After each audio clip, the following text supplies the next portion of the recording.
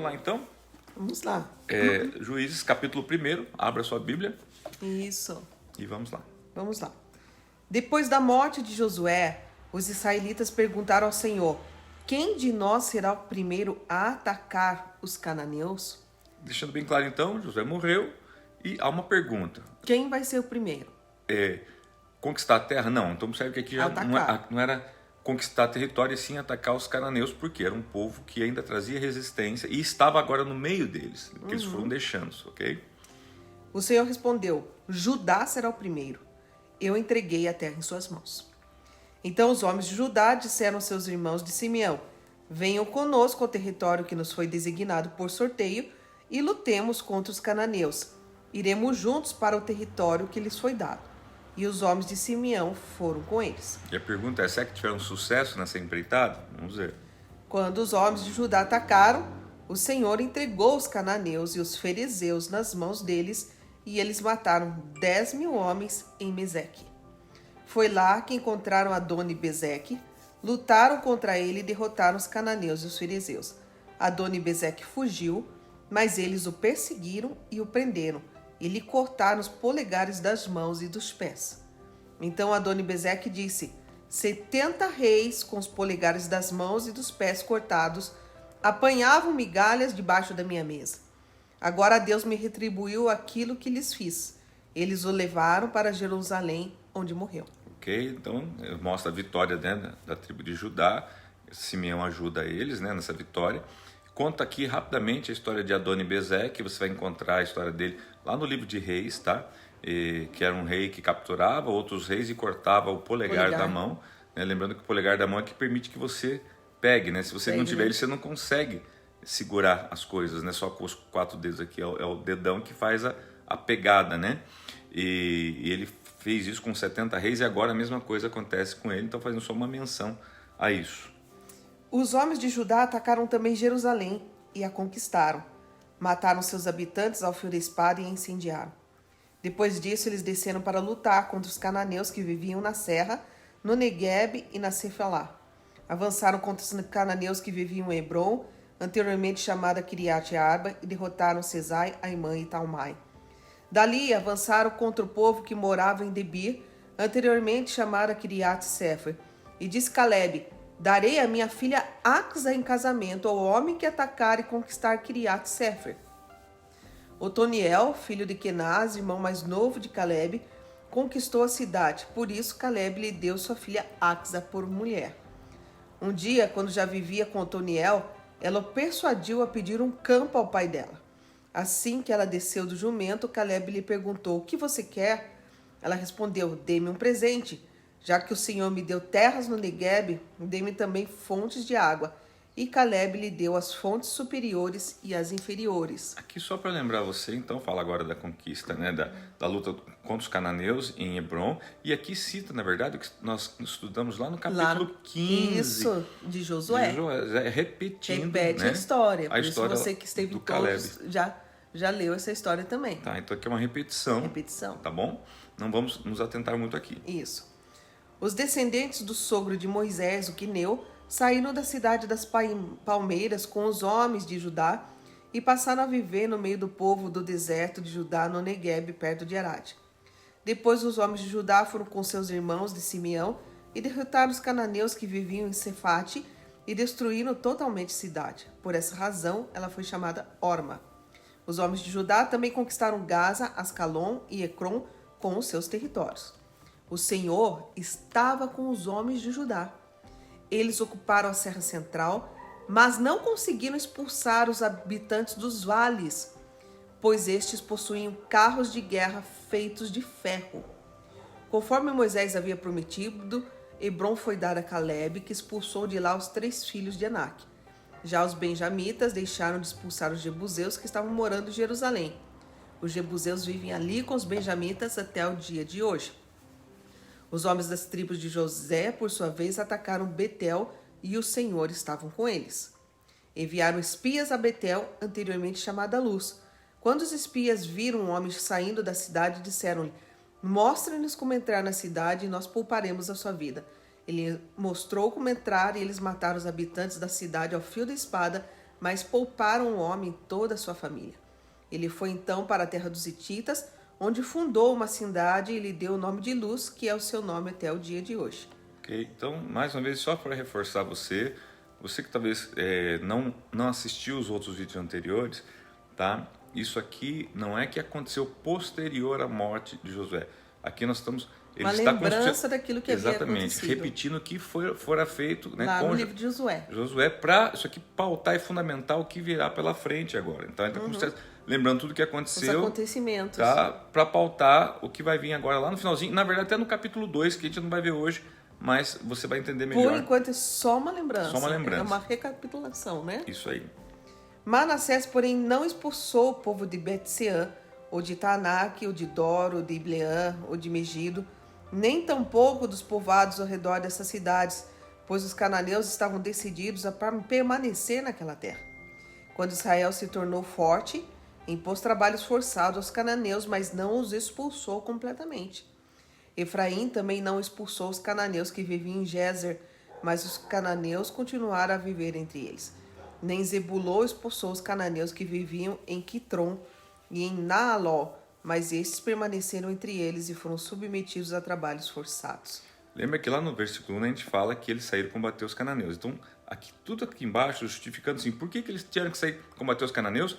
Porque lá atrás... Não foram expulsos totalmente. Foram conquistar os territórios, muitos deles, uns não conseguiram conquistar totalmente porque tinha carros de ferro, outros porque simplesmente não quiseram, outros porque preferiram escravizá-los em vez de... submeter a trabalhos forçados. Isso, então tá fazendo tudo essa justificativa. Por isso que agora, então, eles têm que sair em combate. Quer dizer, os cananeus estão no meio deles. Isso, e ele vai citando tribo por tribo, né? Eu acho que ainda falta mais algumas agora. Nem Azer expulsou os que viviam em Aco, Sidom, Alebe, Aquisibe, Elba, Afec e Reobe. E por esse motivo, o povo de Azer vivia entre os cananeus que habitavam naquela terra. Nem Naftali expulsou os que viviam em Bet-Semes e em Bet-Anate, mas o povo de Naftali também vivia entre os cananeus que habitavam a terra. E aqueles que viviam em Bet-Semes e em Bet-Anate passaram a fazer trabalhos forçados para eles. Os amorreus confinaram a tribo de Dan à serra central, não permitindo que descessem ao vale.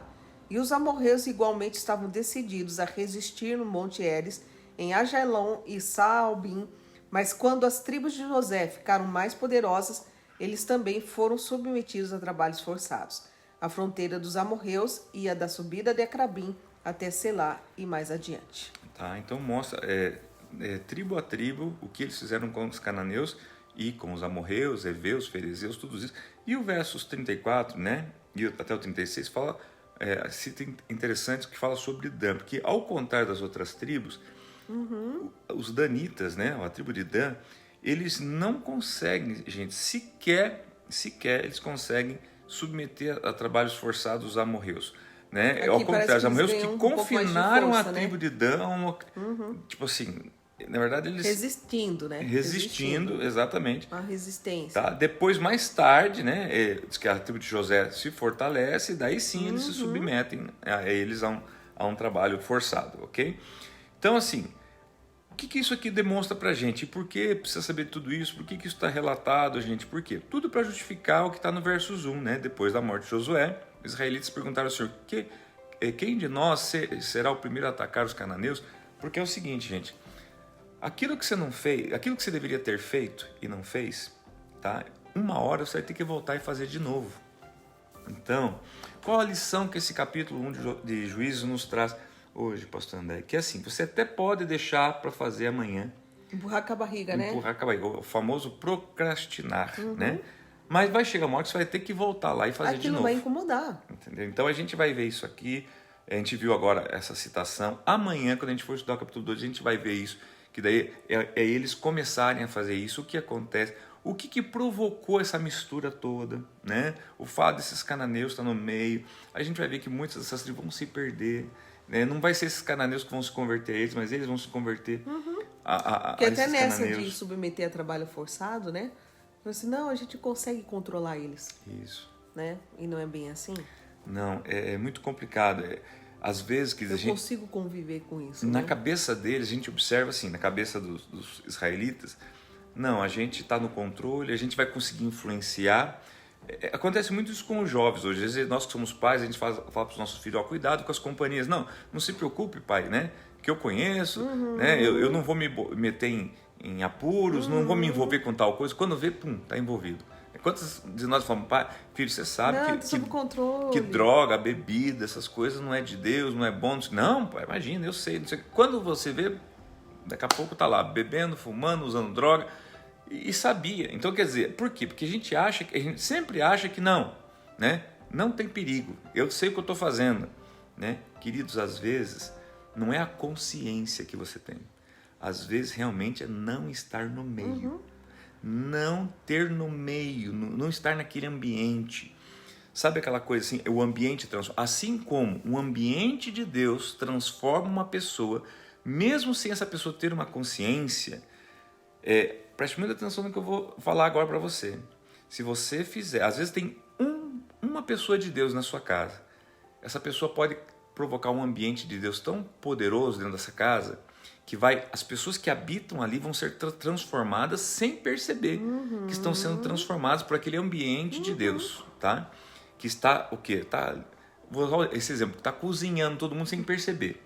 Tá? Quando as pessoas perceberem, elas já foram transformadas pelo poder de Deus. É isso que Deus faz, é isso que Deus quer de mim e de você, com relação a este mundo, que nós transformemos esse mundo com a presença de Deus nas nossas vidas. Tá? Mas o contrário também. Às vezes, a operação do mal no ambiente, se não houver uma resistência a essa operação do mal nesse ambiente, ele também vai cozinhar as pessoas mornas, né? Transformando aquilo em algo ruim. Então, por isso que a Bíblia fala, vigiai e orai. Exatamente. Nós temos que estar sempre vigilantes. Então, talvez a grande lição que nós tiramos aqui desse capítulo 1, que está ali no backstage, está ali por trás das cortinas, tá? É justamente isso, né? A gente precisa cuidar com as coisas que estão habitando conosco, né? Fazendo parte das nossas vidas, e que nós achamos que são, como é que você falou agora? Inofensivas, que nós achamos que não, está sob controle, né? Até quando está sob controle? Ou será que está sob controle mesmo? Ou você pensa que está sob controle? Ou será que é um grande leão que você pensa que você domesticou ele até a hora que ele resolver te comer? Eu nunca esqueço de um exemplo, uma história, e disse que é verídica, né? De uma pessoa que criava uma jiboia, né? Tem isso, nós tínhamos, meu pai tinha conhecidos que criavam também jiboia, coisa assim. E não é o caso desse amigo do meu pai, mas piton, né? É piton, né? Não é jiboia, né? Piton, né? Piton. Que é aquela maior, né? Porque é tida como, né, inofensivo, coisa assim. E daí conta que diz, esse homem que tinha essa jiboia começou a notar que ela estava tendo uns comportamentos diferentes, né? Porque daí acabava às vezes dormindo ali ao lado da cama, coisa assim, e ela começou a se esticar, né? Porque normalmente dormia aninhado, enrolado, coisa assim. E daí perguntou para como é que se chama? Lá, um especialista lá. Coisa assim. Eu falei assim, olha, minha piton, ela tá com um comportamento estranho, né? E daí o especialista lá falou assim, eu falei assim, olha, toma cuidado, porque provavelmente ela está medindo o seu tamanho. Sabe o que é? Ela estava planejando engolir ele para ver, porque ele falou assim, normalmente, né, a piton faz isso com a presa, né? Então, às vezes ela mede a presa quando dá o bote, né? Após dar o bote, assim, ela fica medindo a presa para ver se vai conseguir engolir. Primeiro, assim, então toma cuidado, porque ela deu isso. O inimigo primeiro vai tentar conviver com você para medir, né, a presa, e depois chega o momento do bote. Então, os cananeus nada mais era do que a piton, né, convivendo ali, às vezes se subjugando, se permitindo ser escravo, mas não há dúvida que no primeiro momento que eles pudessem, eles iam tentar dominar. Podemos usar até um exemplo hoje, acho que não vou entrar nesse mérito, né, da esquerda e direita, do comunismo e do não comunismo, né? Às vezes ele entra sorrateiramente, vai habitando no meio e vai dominando em algumas classes, algumas bases, algumas faixas etárias, né? Quando você vê, ele dominou. Então, queridos, que nós possamos abrir os nossos olhos, tá? E aqui não é o fator de ser esperto, é o fator de obedecer o que Deus mandou. Você vai vendo amanhã que tudo isso aqui resume o seguinte: se vocês tivessem feito O que ele o que falou. Deus mandou, né, vocês fizeram concessões no que Deus mandou. E agora vocês estão colhendo consequência pelas concessões que vocês É fizeram. verdade. Tá bom? É isso. Que nós possamos, então, não ficar fazendo muitas concessões. Ou, quem sabe, Nenhuma, concessão né? nenhuma, né? É. Mas fazer aquilo que Deus nos pede. Tá bom? Um beijo a todos vocês, né? Isso. Vamos lá, pastora. Cumprimentando a todos aqui.